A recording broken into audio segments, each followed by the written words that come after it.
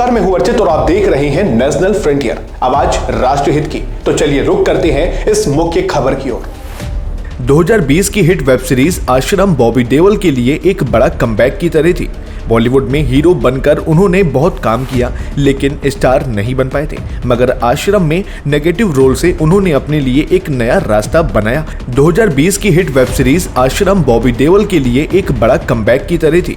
बॉलीवुड में हीरो बनकर उन्होंने बहुत काम किया, लेकिन स्टार नहीं बन पाए थे। मगर आश्रम में नेगेटिव रोल से उन्होंने अपने लिए एक नया रास्ता बनाया और आज वो खलनायक की भूमिका में ही धमाल मचा रहे हैं। हाल ही में बॉबी देओल की वेब सीरीज आश्रम सीजन 3 का पार्ट 2 रिलीज हुआ है, जिसके चलते अभिनेता चर्चा में बने हुए हैं। इस बीच अभिनेता ने एक हालिया इंटरव्यू में आश्रम के पहले सीजन की शूटिंग के दौरान का किस्सा शेयर किया।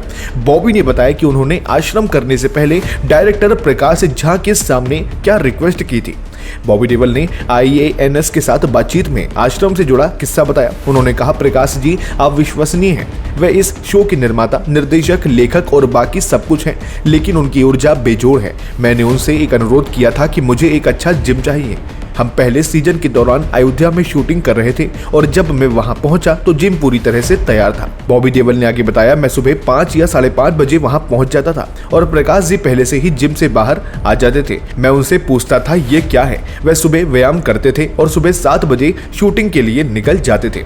बॉबी देओल पिछले कुछ सालों से फिल्मी दुनिया में वापसी करने की सोच रहे थे। प्रेयर्स की फ्लॉप के बाद उन्होंने 2017 में फिल्म पोस्टर बॉयज से कमबैक किया, लेकिन ये भी फ्लॉप हो गई। फिर वो रेस 3 में नजर आए, लेकिन कुछ खास फायदा नहीं मिला। साल 2020 में बाबा निराला बनकर जब बॉबी लौटे तो उन्होंने कमाल कर दिया। एनिमल में भी उन्होंने विलन की भूमिका से दर्शकों का दिल जीत लिया।